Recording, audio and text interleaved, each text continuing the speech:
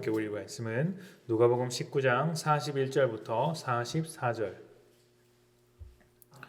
41절부터 44절까지의 말씀을 제가 봉독합니다. 가까이 오사 성을 보시고 우시며 이르시되 너도 오늘 평화에 관한 일을 알았더라면 좋을 뻔하였거니와 지금 내 눈에 숨겨졌도다. 날이 이를지라 내 원수들이 토둔을 쌓고 너를 둘러 사면으로 가두고 또 너와 및 그 가운데 있는 내 자식들을 땅에 메어치며 돌 하나도 돌 위에 남기지 아니하리니 이는 내가 보살핌을 받는 날을 알지 못함을 이남이니라 하시니라. 아멘. 사람의 감정은 참 다양한 면이 있습니다. 웃는다고 해서 다 같은 웃음이 아니고 또 운다고 해서 같은 울음이 아닙니다.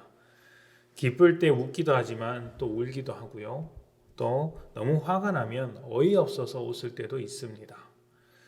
사람이신 예수님도 이런 감정의 변화들을 자주 보여주셨는데 오늘 말씀에서는 예수님께서 우셨다고 기록되어 있습니다. 여기서 예수님께서 우는 모습은 살짝 눈물을 내비시는 정도가 아니라 모든 것을 잃어버렸을 때 나오는 어떤 통곡 수준의 울음이라고 할 수 있습니다. 참을 수 없는 슬픔이 예수님의 마음속에서부터 찾아왔던 것이죠. 그렇다면 무엇 때문에 그렇게 통곡하시며 우셨을까요? 바로 예루살렘 성 때문입니다.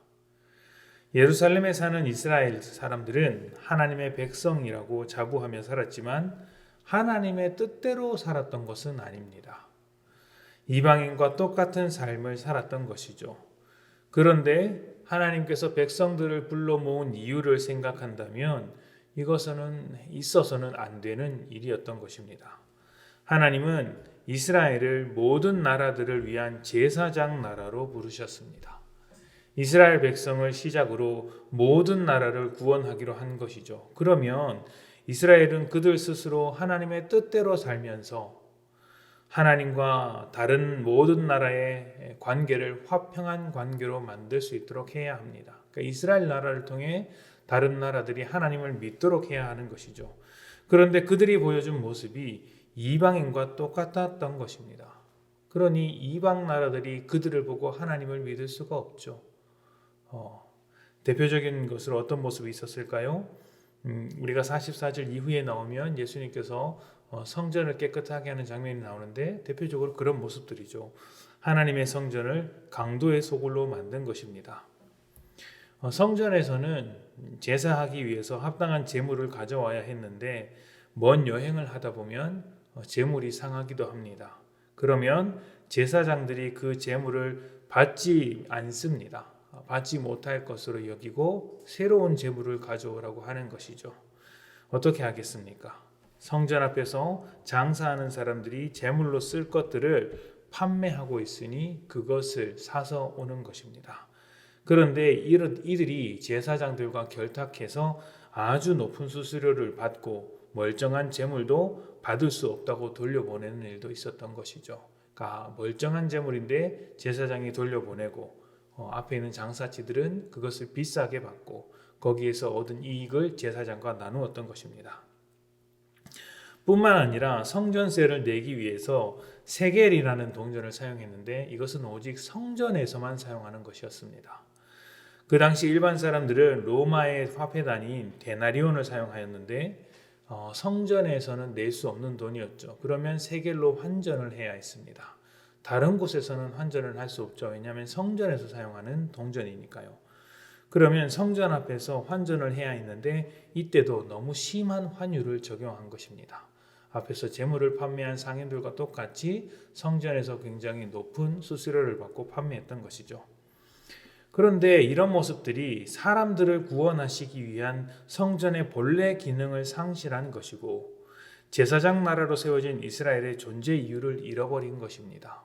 사람들이 구원받으러 죄를 씻으러 오는데 그 일들을 방해하고 있는 것이죠. 하나님은 조건 없이 더 많은 사람들이 와서 가볍게 죄를 씻으라고 제물도 낮춰주시고 제물도 가볍게 해주셨는데 이들은 오히려 그들의 제물을 무겁게 해서 누구나 찾아올 수 없도록 만들어 버린 것이죠. 그래서 다른 본문에 보면 이곳은 만인이 기도하는 집이다라고 말하는 경우도 있지 않습니까? 여기서 핵심은 기도하는 집이 아니라 만인에게 있습니다. 모든 사람이 와서 기도할 수 있는 집, 모든 사람이 찾아올 수 있는 집인데 너희는 모든 사람이 찾아오지 못하도록 만들고 있으니 이것이 없는 것이 낫겠다고 하면서 모두 엎어버린 것이죠.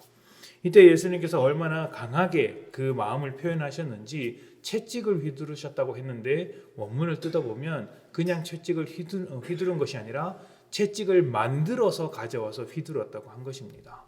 그러니까 애초부터 그 상을 얻기로 작정을 하고 오신 것이죠.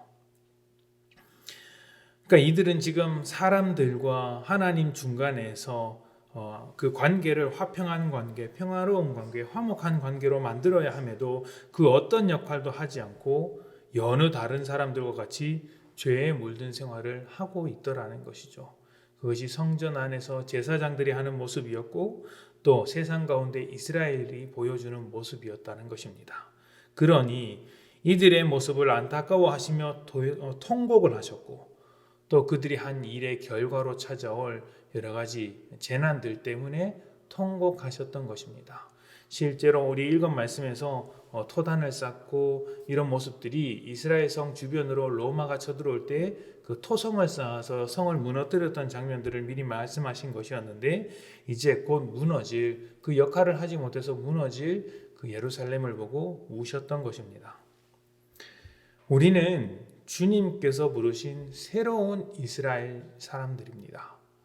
새 이스라엘 사람들이 교회이고요. 또 하나님은 각각의 성도들을 하나님의 성전이라고 하셨습니다.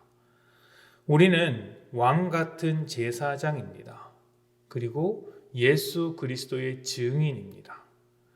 우리를 통해 세상과 하나님의 평화로운 관계가 세워져야 하고 또 세상과 하나님이 화목될 수 있도록 우리가 사용되어야 합니다. 우리를 통해 복음이 전해져야 하고 우리를 통해 은혜가 전해져야 합니다. 교회라는 곳이 복음으로 세워져서 복음을 전하는 공동체가 되어야 하기 때문이죠. 교회는 그런 존재의 목적을 가지고 있습니다. 과연 주님은 우리를 보고 어떤 표정을 지으실까요? 오늘 이스라엘에게 보여주셨던 그런 통곡을 하시고 계실까요? 아니면 잘한다 칭찬하고 계실까요? 칭찬하시면서 우리와 기뻐하는 모습으로 살아가고 있는지 아니면 우리를 보시고 통곡할 만한 수준으로 살고 있는지 각자가 돌아봐야 할 것입니다. 우리를 부르신 이유를 생각하면서 십자가를 헛된 것으로 만들지 맙시다. 주님은 우리를 복음 위에 세우셨고 복음을 전하라고 부르셨다는 사실 잊지 마시기를 소망합니다. 오늘 하루 주님이 통곡하지 않도록 복음으로 살아가시는 하루가 되셨으면 좋겠습니다. 그렇게 될 때 우리를 통해서 주님께서 기뻐하실 것입니다. 함께 기도합시다.